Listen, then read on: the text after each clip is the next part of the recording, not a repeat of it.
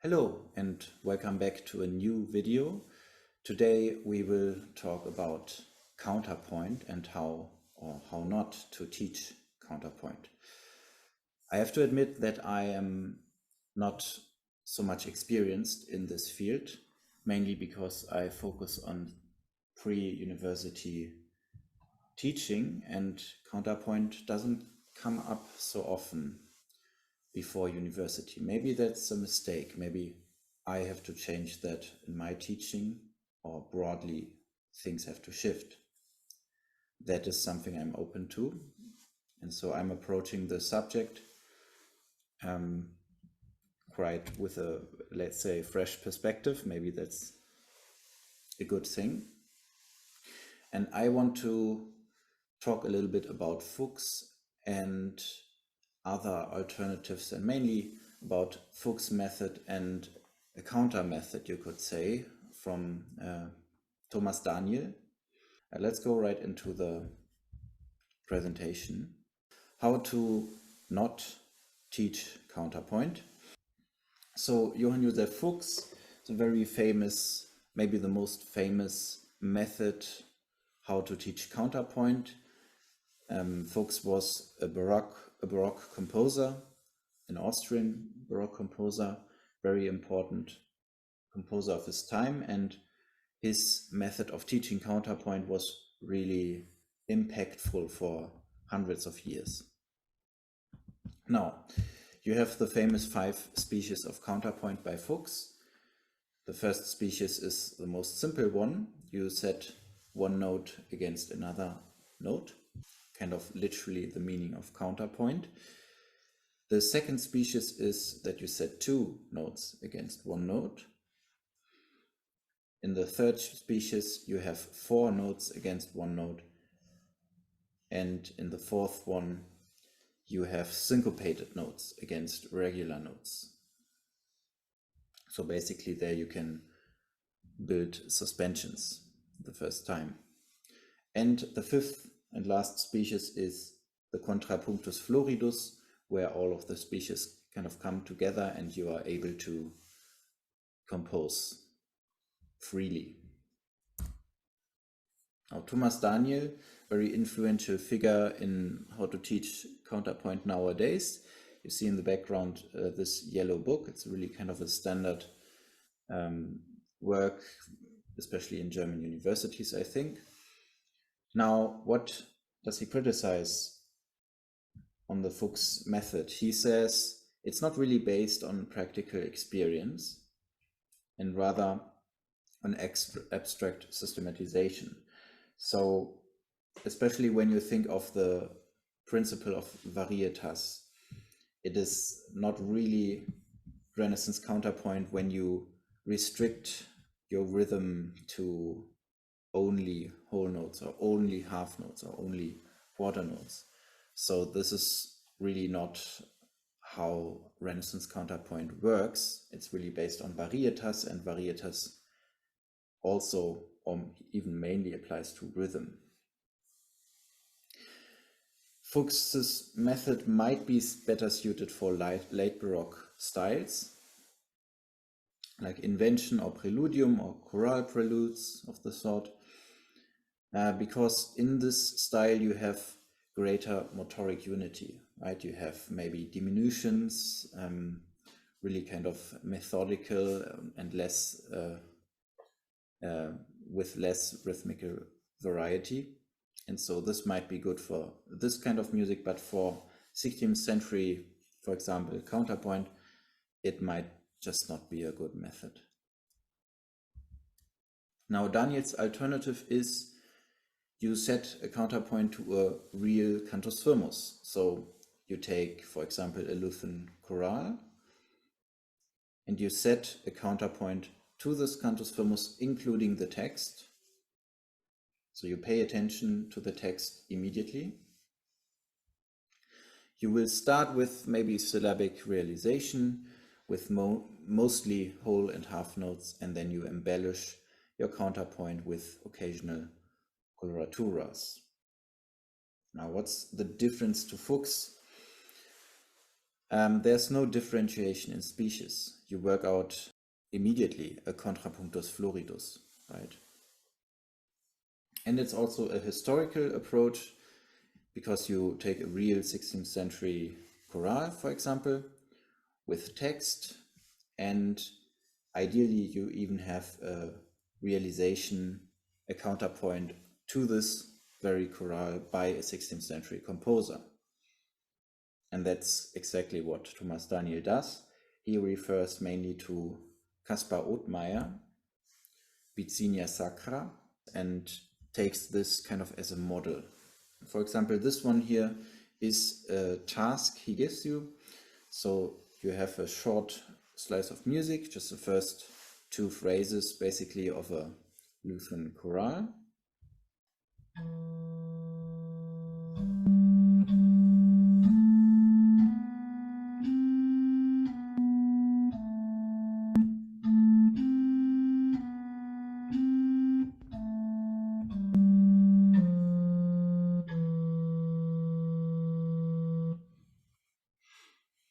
Right, and now you should compose a counterpoint to this melody. How do you do that? Now he has a kind of a 5-step method. So first of all, you need to determine the mode of the cantus firmus. So in this case, this should be Phrygian, and I think even it was Hypophrygian, I can't remember, so we would need to see the whole melody. I think he already says, in order to not confuse you, he already gives you the mode in this example. You need to choose a voice range for the counterpoint, and then you also have to determine the mode of the counterpoint. Then, 4th step would be define and work out the cadences. So you start at the cadences because they are the most fixed points in music. They are kind of formulaic, right? That's the whole point of a cadence or a clause, as you call the melodic cadence in one voice. And finally, the last step would be you start from the beginning and go to the cadence. He also says you can also just compose like from the cadence back, however you want to do it, and then you eventually will complete the counterpoint. Now, a little summary. Thomas Daniel's approach is historical and Fuchs's approach is systematic, you could say. But this is not entirely true, I would say, because although Fuchs, yes, he has these different species which might not produce a realistic 16th century counterpoint, still at least the differentiation between the contrapunctus simplex, so just really one note against another note, and the contrapunctus diminutus, so basically more than one note against one note. This is a differentiation that goes back to Tinctoris in the 15th century. So it's not entirely ahistorical, you could argue. Still, I think the different steps to reach then finally the contrapunctus floridus is not entirely historical. Now this is a little bit catchy, so you could describe Thomas Daniel as a little bit of over-demanding and Fuchs a little bit boring. So what I mean with that, writing a contrapunctus floridus with text can be too much for the student. It can overwhelm him. Also, the text can be an undue burden for students who don't know the language. So for example,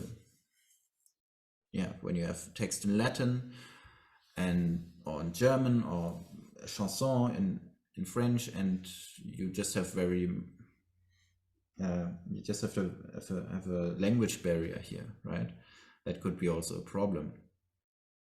On the other hand, Fuchs's exercises are manageable, but not very exciting, right? They don't really sound like real music, so to speak.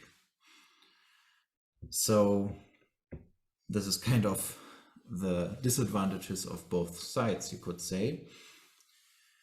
I guess the traditional argument you can make for Fuchs is that many very famous teachers, for example, Mozart, Salieri, and Schönberg, they actually applied this method in their teaching, and so, yeah, can't be entirely wrong, right? Schönberg, for example, is really an excellent teacher, and he taught Fuchs quite extensively.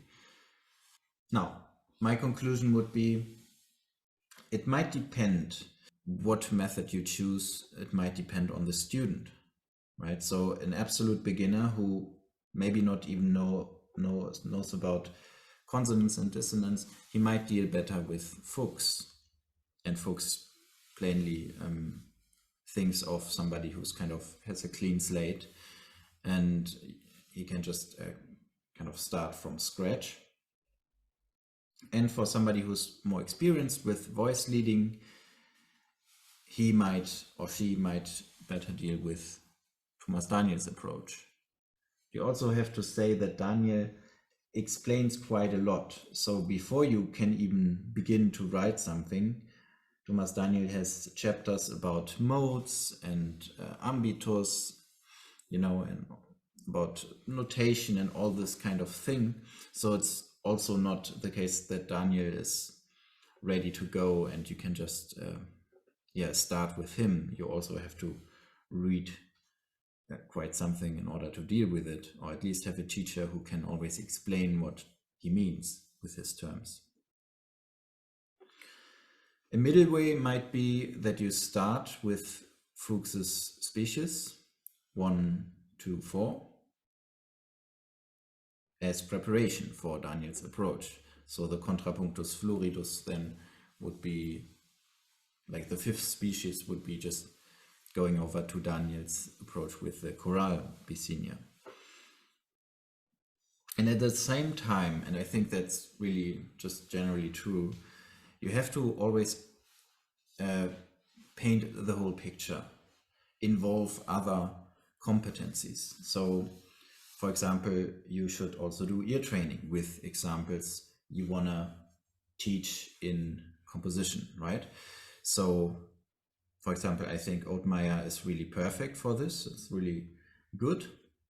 But you also can take, for example, Di Ruta's 12 Ricercari or Enrico's Faber, 10 Bicinia by Faber, right? Something like this. So 2-part ear training or one part ear training with another given part, something like this. Because then students will intuitively consume, so to speak, the style and habits of the style. And you also should, of course, include analysis tasks, also with basically the same material you would use in ear training, so 16th century Bicinias, informing the students about what they can do. Maybe they can see something cool that Orlando Di Lasso does, and then the student would just take this and include it in his or her own composition. But you can also, I think, do a completely different approach, as I know some of my colleagues do, for example, via canon improvisation. And I think the most fascinating and let's say the one source that really explains it very well would be Chanter sur les livres by Barnabé Janin. I'm sorry for my French. That's exactly also the one problem I have with the book, because I'm not speaking French. But the examples speak for themselves, and with a little bit of common knowledge you can, I think, derive what's meant. So this is also a very good approach, I think, because you immediately start practicing. Singing is kind of a ear training, and it's this whole picture you have, and then maybe you can go to just sort of contrapunctus floridus examples. Now, I have 2 examples of what I mean with training other competencies like ear training and analysis. This is one task I devised for a group, and there are different, you can do different levels of difficulty, right? This one is the most simple. It's a gap text, and so the lower voice, the cantus firmus, is already there, and the upper voice has some little gaps you have to fill. But of course you can also say, okay, I'm just doing a gap text with two voices, so also gaps in the lower voice, or you just say, for the very good and fast students, you can just give the beginning notes and then everything is blank and they have to do two voices. And when you even want to go further, you can even give old clefs, right? So for example, tenor clef and alto clef in this case.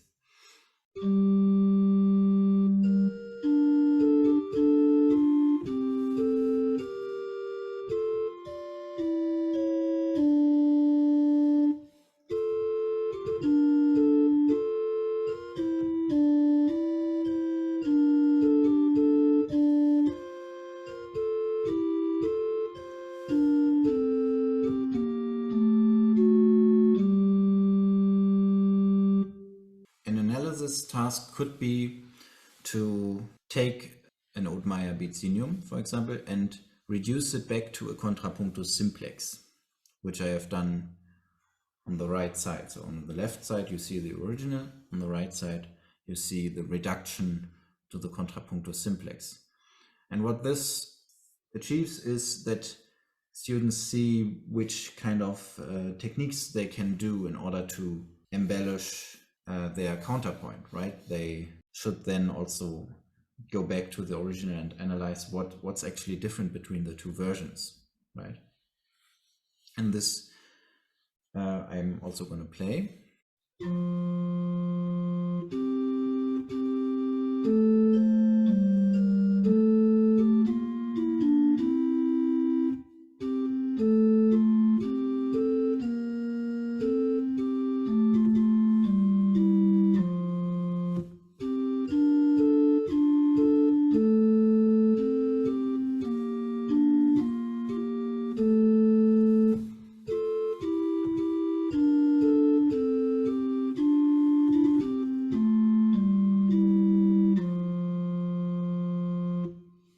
And the contrapunctus simplex.